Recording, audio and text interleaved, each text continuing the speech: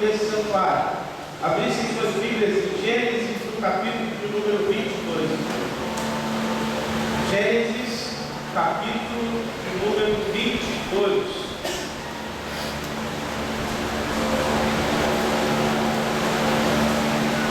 Gênesis 22.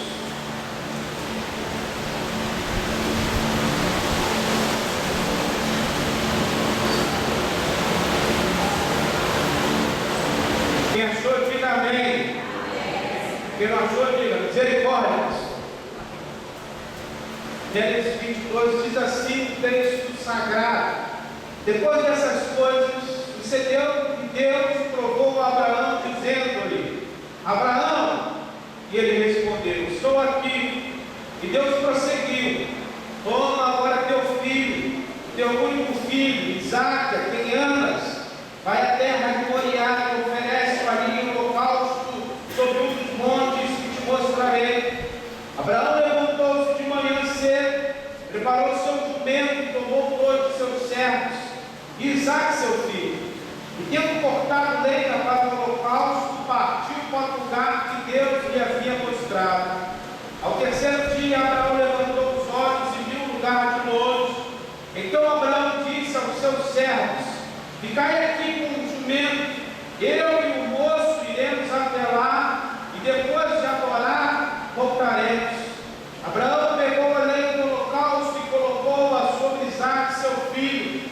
Levou também o fogo e a faca, e foram caminhando juntos. Então Isaque disse a Abraão, seu pai: meu pai?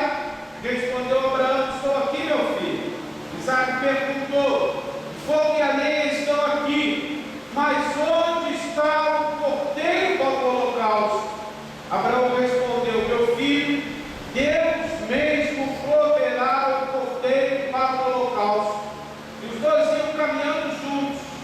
Tendo eles chegado ao lugar que Deus havia mostrado a Abraão, este edificou o altar e arrumou a lenha. Depois amarrou seu filho Isaque e o colocou em cima do altar sobre a lenha. E estendendo a mão, pegou a faca para imolar o filho. Mas o anjo do Senhor bradou desde o céu: Abraão, Abraão! Ele respondeu: estou aqui. Então o anjo disse: não esquenta a mão contra o moço, não lhes faça nada, pois agora sei que temes a Deus, visto que não me negaste teu filho, teu único filho. Então Abraão levantou os olhos e viu atrás de si um carneiro preso no mato pelos chifres. Abraão foi, pegou o carneiro e o ofereceu no holocausto no lugar do seu filho. Por isso Abraão chamou aquele lugar de Jeová-Jireh, pelo que se diz até o dia de hoje: no monte do Senhor se proverá. Então o anjo do Senhor bradou a Abraão pela segunda vez desde o céu: por mim mesmo jurei, diz o Senhor, porque fizeste isso e não me negaste a teu filho, teu único filho, que com certeza te abençoarei e multiplicarei grandemente a tua descendência, como as estrelas do céu e como a areia da praia do mar, e a tua descendência dominará a cidade dos seus inimigos, e todas as nações da terra serão abençoadas por meio da tua descendência, pois obedecestes a minha voz. Amém. Vamos orar? Pai, tua palavra foi lida e agora, Deus, será explanada.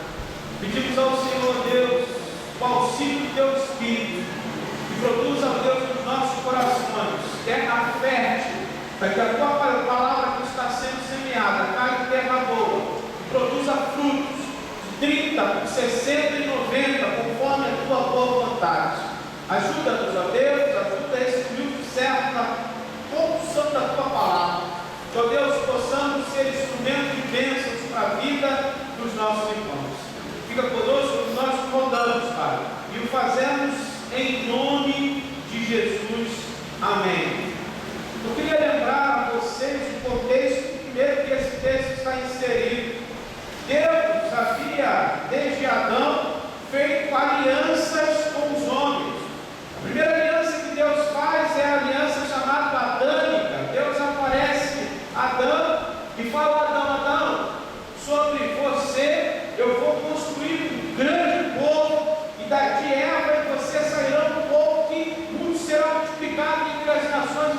povoarão todas as terras. Depois Adão tem os seus filhos e Deus aparece aos seus filhos, dando continuidade ao processo. A descendência de Adão, 7 gera Noé, e Noé, outros, e a todos esses a quem após Adão procedeu, Deus aparece a eles e fala: olha, assim como eu fui com Adão, eu serei com vocês, e farei com vocês, e cumprirei na vida de vocês a promessa que eu fiz a Adão.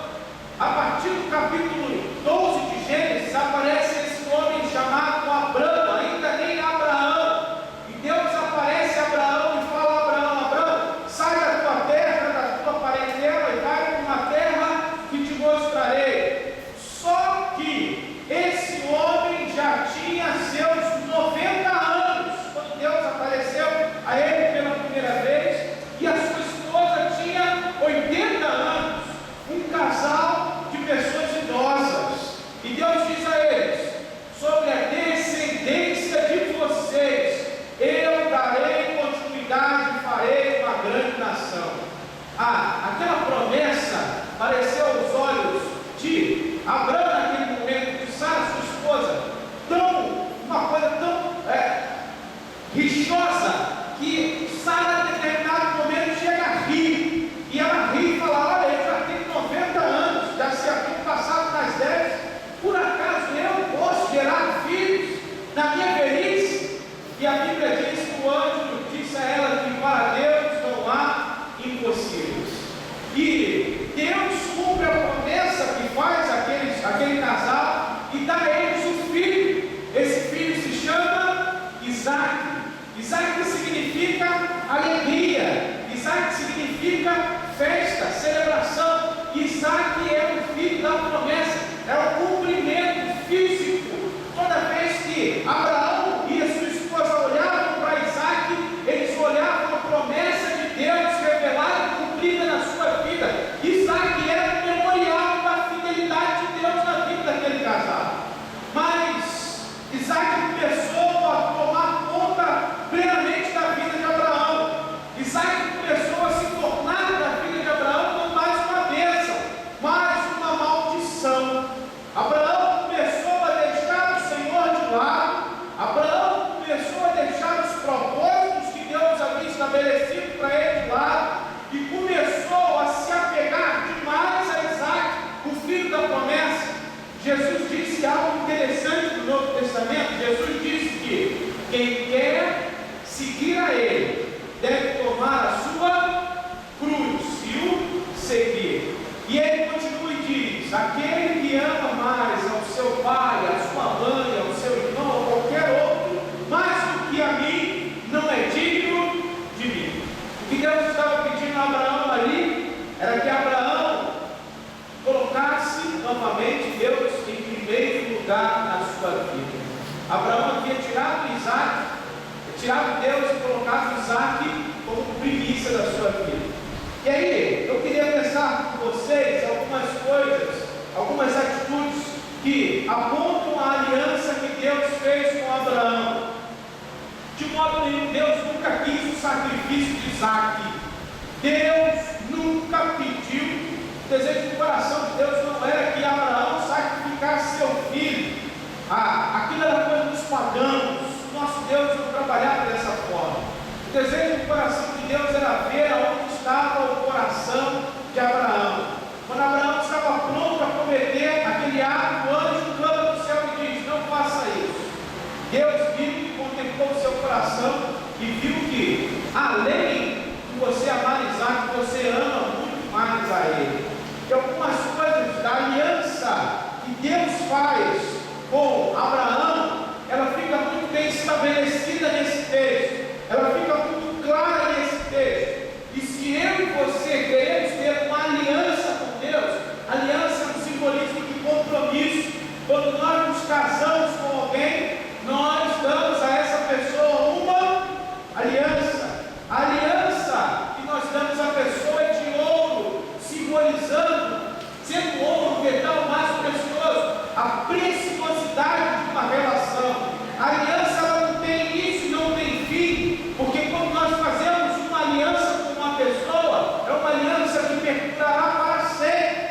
até que a morte nos separe do caso do casamento, e com Deus é de eterno, para sempre. Nós estaremos com Ele na glória. Toda aliança, ela é bilateral e não unilateral. Ou seja, depende dos dois lados cumprir a sua promessa. Não existe aliança unilateral. Só uma pessoa fez uma aliança unilateral, foi Jesus, quando Ele foi na cruz, mesmo sabendo que algumas pessoas o iriam pegar e não queriam saber do seu sacrifício. E Ele pagou o preço para que aquelas pessoas pudessem, se assim quisessem, terem nele salvação. Mas está estabelecido, eu queria pensar com vocês, a primeira delas é que a aliança com Deus requer a morte do eu. Abraão é chamado a matar o seu eu. Pastor, o que significa isso, a morte do eu? Simples. O maior desejo do coração de Abraão era ser pai. Abraão sonhava em ser pai. Ele não tinha ainda um filho que Deus havia prometido a ele. E Deus dava o filho a ele. E em determinado momento Deus pede esse filho. E como eu falei para vocês anteriormente, Deus não queria o filho de Abraão, mas Deus queria matar o ego de Abraão. Deus queria matar o eu de Abraão. E o eu, ele pode ser simbolizado de muitas formas na nossa vida. A primeira, como por exemplo, nós estamos procurando suprir a necessidade de nossa alma nas coisas desse tempo presente. Nós queremos preencher o vazio do nosso ser, do nosso eu, procurando nesse tempo presente coisas que possam dar-nos algum alento por instantes. Por isso que existem pessoas que procuram o álcool, pessoas que procuram a droga, pessoas que procuram o sexo, pessoas que procuram o casamento, pessoas que procuram qualquer outro tipo de coisa, querendo suprir a necessidade do seu ser, da sua existência, sendo que de modo algum conseguirão suprir essa necessidade. Matar o eu significa reconhecer que depende de Deus. E sem Deus não pode existir. É matar a sua própria vontade. É deixar a vontade de estar nesse mundo carnal e se voltar para o Senhor. Matar a vontade de andar nesse mundo, nesse tempo presente, conforme todos andam, e levar uma vida diferente de todos os outros. Uma aliança com Deus requer mudança de vida. Deus nunca propôs ao homem uma aliança com o homem que não desse a ele uma mudança de vida. Jesus foi muito claro em relação a isso. Mas algumas pessoas pensam que aliança com Deus é uma moda. Algumas pessoas acham que seguir ao Senhor é moda. Que nós estamos aqui em um momento junto com as pessoas, e isso aqui é muito bom, porque nós temos bons amigos, nós temos boa música, nós ouvimos uma boa palavra, e nós não queremos ter compromisso com o Senhor. Se você quer ter uma aliança com Deus, você precisa matar o seu eu. Você precisa matar o seu desejo da carne. Você precisa matar o seu Isaac. Qual é o seu Isaac? Talvez o seu Isaac, eu falei de manhã, seja o dinheiro. Para muitos, a maior dificuldade seja o dinheiro. Para outros, seja o sexo. Para outros, seja o trabalho. Para outros, seja a própria família. Mas você precisa matar o seu Isaac. Aliança com Deus requer a morte do eu. O texto continua, eu tenho mais uma precisada no texto. Aliança com Deus requer fé. Eu acho interessante, o texto diz que na caminhada de Abraão até o Monte Moriá, não foi uma caminhada de um dia apenas.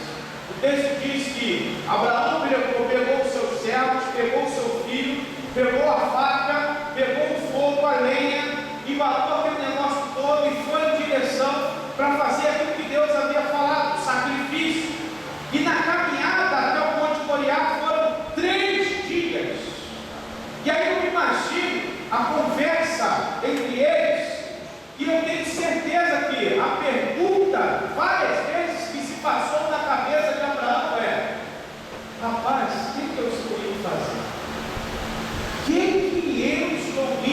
fazer? Eu estou indo matar o meu filho, o filho que Deus havia me prometido. Será que foi Deus mesmo que falou comigo? Ou eu estou ficando maluco? Ou estou ouvindo vozes que estão vindo da minha mente, do meu subconsciente? Porque isso deve ter gerado uma crise no coração de Abraão. E por isso requereu de Abraão fé.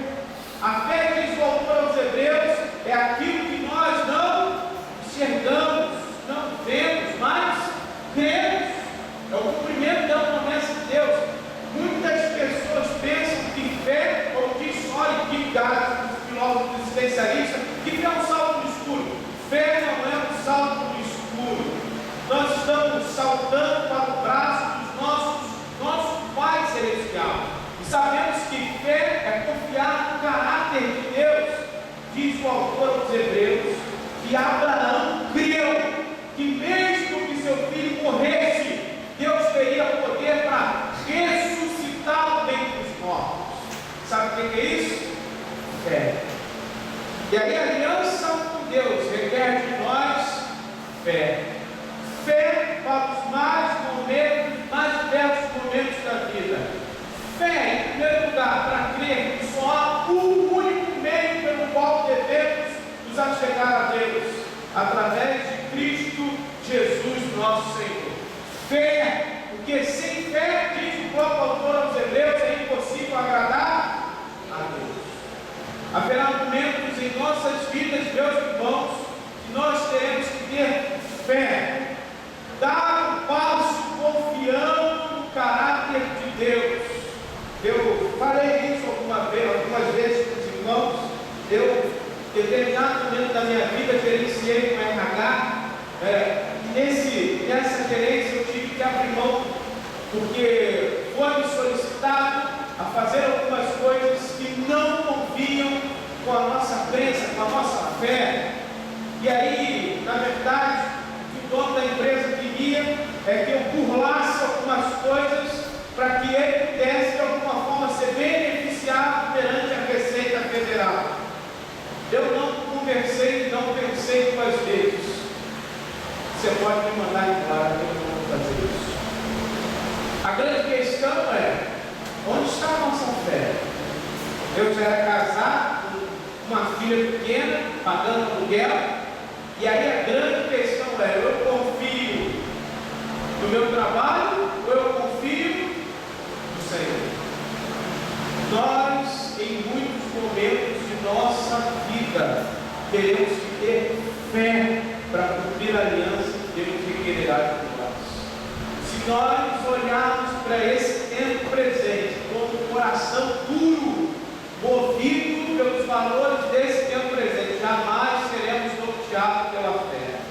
Eu gosto muito de contar a história desse homem, sempre lembro aos irmãos. A história desse homem inspirou o seminário ao qual eu estudei. A história de George Miller, chamado Apóstolo da Fé.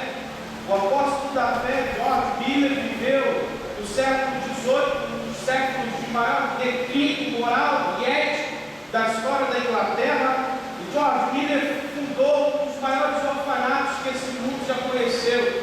Por diversas vezes, George Miller não tinha um orfanato para dar o que comer às crianças.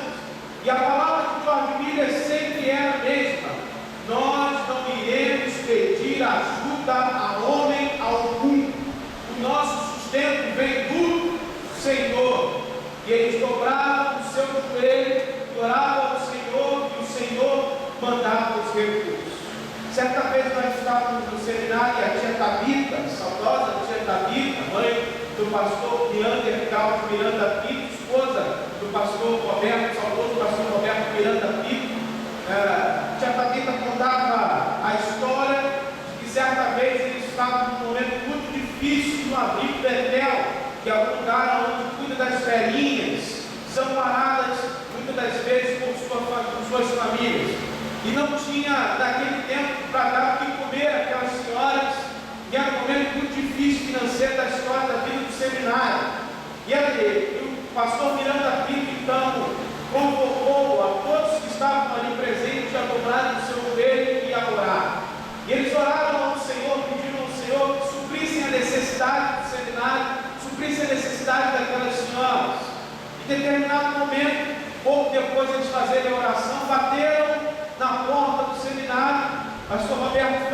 porque era uma Kombi lotada de coisas, e a pessoa falava para ele assim: olha, nós viemos realizar uma festa aqui, nós temos um buffet, mas a festa foi cancelada, e tudo que nós temos aqui vai estragar, as comidas vão estragar, e nós fomos indicados que vocês fazem boas ações aqui para velhinhos, para as pessoas locais, nós queríamos doar a comida para vocês.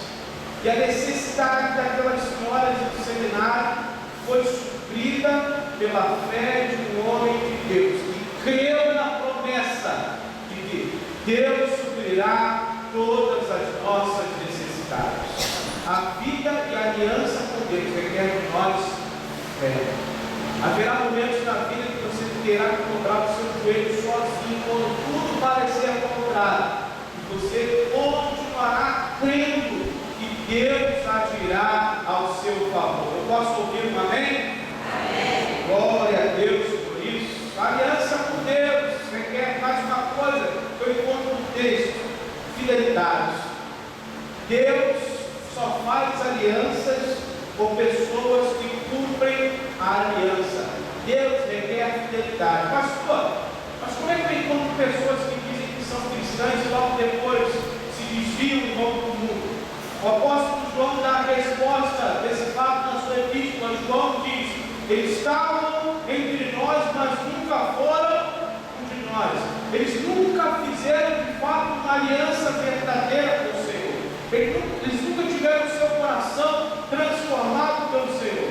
Nós cremos piamente que uma vez salvo para sempre, e a salvação ela não é progressiva, ela é um ato em que nós cremos no Senhor Jesus, nós somos selados pelo penhor do Espírito, e esse Espírito vai trabalhando em nossos corações para que cada vez mais nós sejamos fiéis ao Senhor, sejamos mais parecidos com o Senhor.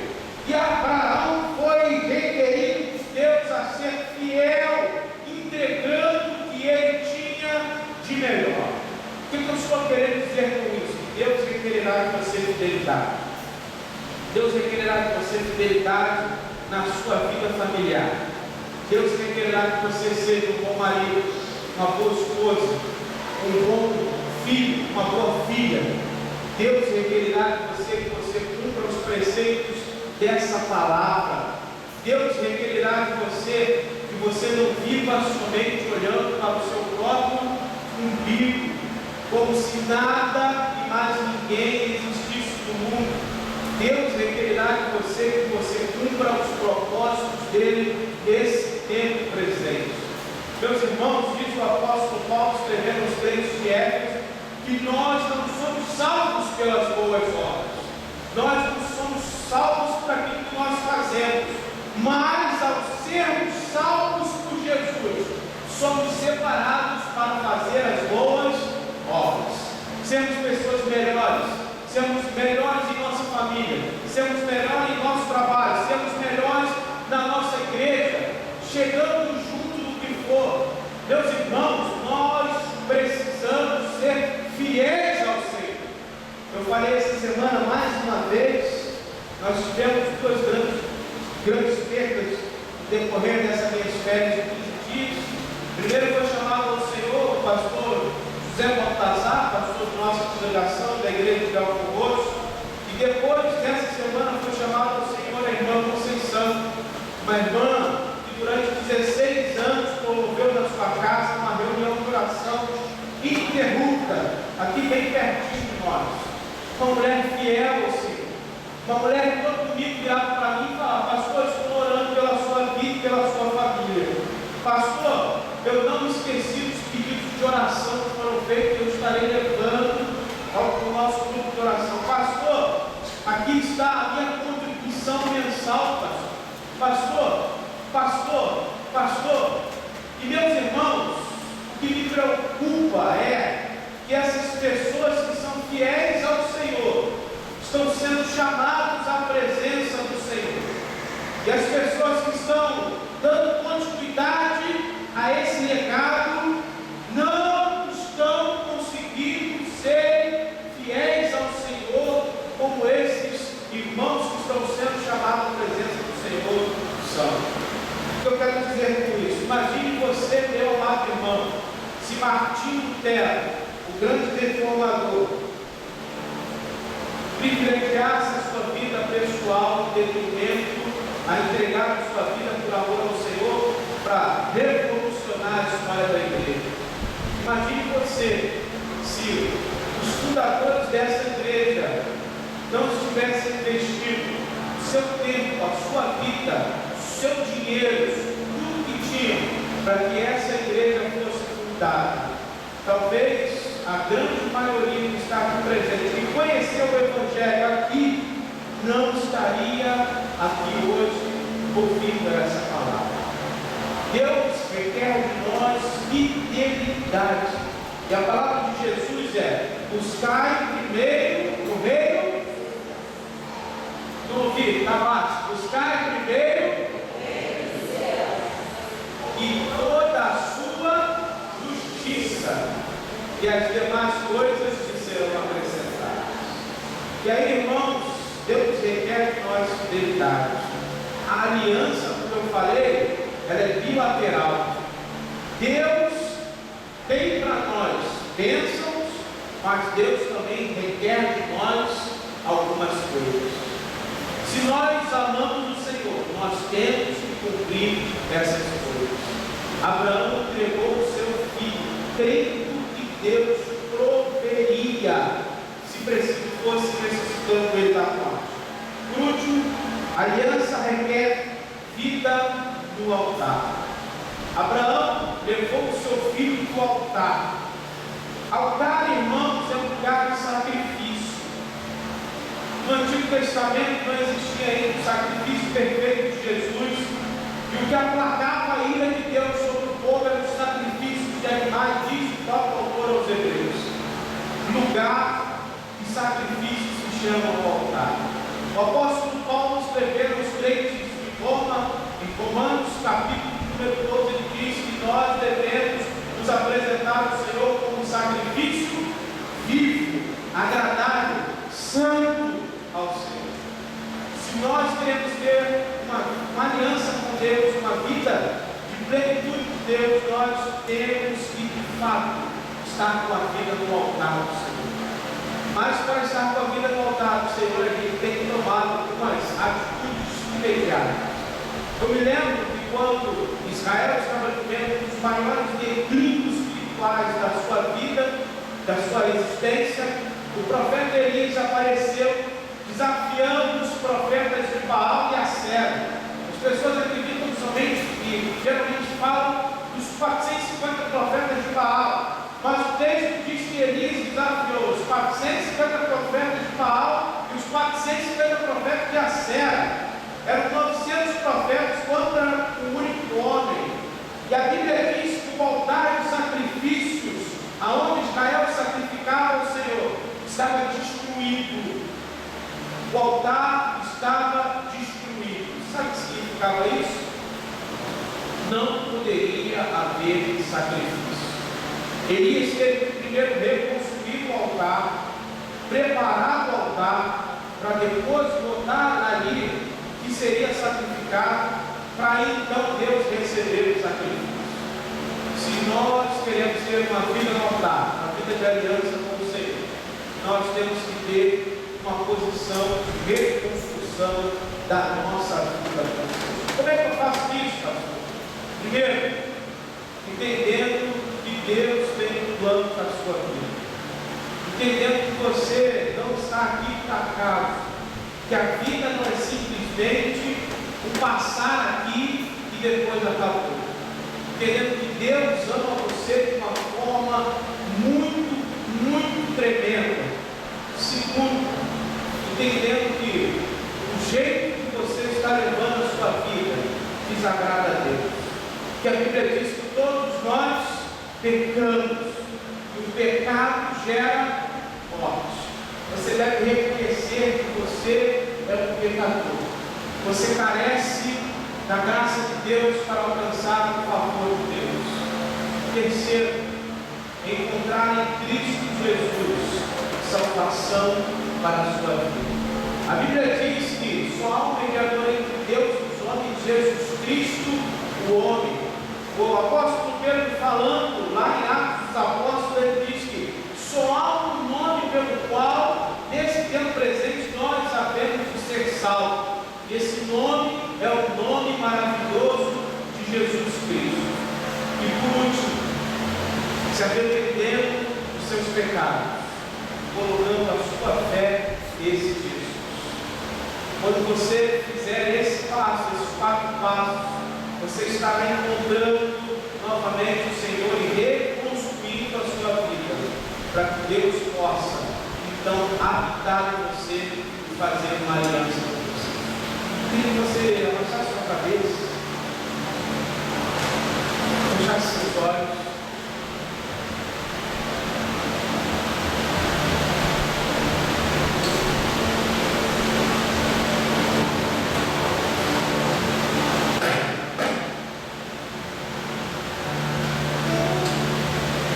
Deus é um Deus de aliança. Ele faz e continua fazendo aliança com os homens. Deus deseja fazer uma aliança com você. Se você ainda não fez uma aliança com Deus, se você já fez uma aliança com Deus, mas essa aliança ela pode estar um pouco suja, ela pode estar um pouco esquecida, ela pode não estar manifestando aquilo que nós acabamos de falar nessa noite. Deus trouxe você aqui essa noite para que nele você encontrasse esperança de uma vida melhor.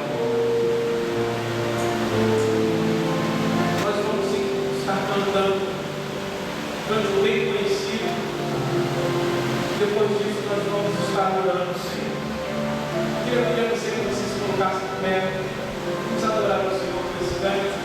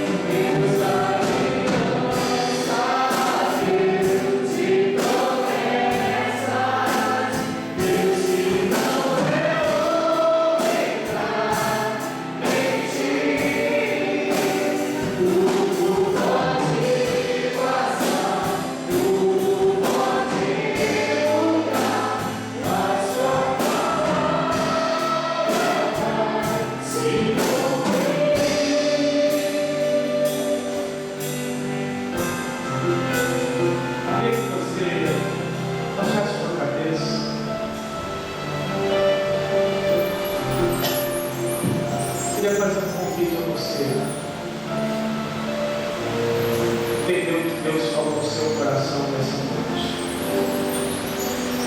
Para você sair do seu lugar, ir até aqui à frente. Eu gostaria de estar orando por você. Sai do seu lugar, vem até aqui à frente. Quero estar orando pela sua vida. Se você quer fazer uma aliança com o Senhor, quer renovar a sua aliança com o Senhor, você entendeu que Deus falou no seu coração, sai do seu lugar, vem até aqui à frente.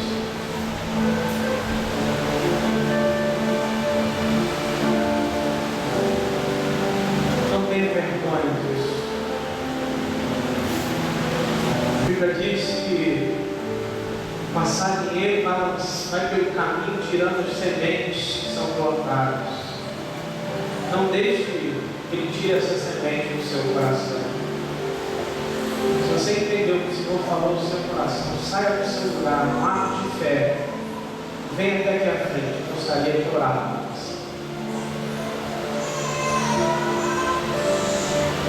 Senhor, muito obrigado porque o Senhor é um Deus de aliança. O Senhor é fiel. Ó Deus, o Senhor também deseja que nós sejamos fiéis a Ti. Mas em muitos momentos de nossa vida, Deus, nós podemos tropeçar, nós podemos errar.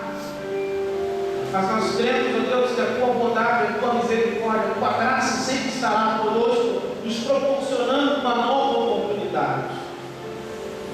Ó Deus, esses irmãos queridos que estão aqui na frente, estão fazendo uma aliança com o Senhor, um voto ao Senhor. Eu peço ao Senhor que o Senhor possa, pela graça e misericórdia, pelo poder que há no nome de Jesus, Teu Filho, ó Deus, dá, ó Deus, o Teu aval nessa aliança, e dá a eles, ó Deus, forças, e acrescentar-lhes, ó Deus, fé no coração, dá graça a eles, ó Deus, para em todos os dias da vida deles honrarem essa aliança. Abençoa-os, Senhor, com toda sorte de bênçãos. Eu entrego a vida deles em Tuas mãos, pedindo a Deus a Tua graça sobre eles. Nós Te louvamos, Senhor Deus, pela Tua fidelidade, pela Tua bondade em nossas vidas. Te agradecemos, Senhor, porque o Senhor é fiel. Ainda que nós sejamos infiéis, o Senhor permanece fiel, pois não pode mudar. Nós Te louvamos por isso. Muito obrigado pelas vitórias que o Senhor tem nos concedido. E agora, ó Deus, leva-nos aos nossos lares, debaixo da Tua paz, debaixo da Tua proteção. Que, ó Deus, o Teu amor maravilhoso, Senhor, a graça imerecida que nós recebemos de Jesus, Teu Filho, o amor de Deus, o Pai, as doces e eternas consolações do Santo Espírito, Senhor, repousem sobre a vida desses queridos irmãos aqui na frente, repousem sobre a vida de toda a Tua igreja, ó Deus, aqui presente, e sobre a vida, ó Deus, de todo o Teu povo espalhado pela face da terra. Nós Te pedimos isso, Pai, e o fazemos em nome de Jesus. Amém. Amém? Um abraço na pessoa que está do seu lado, fala para ela: querido, Deus é contigo. Louvado seja Deus pela sua vida. Nosso Deus é o Deus de alianças.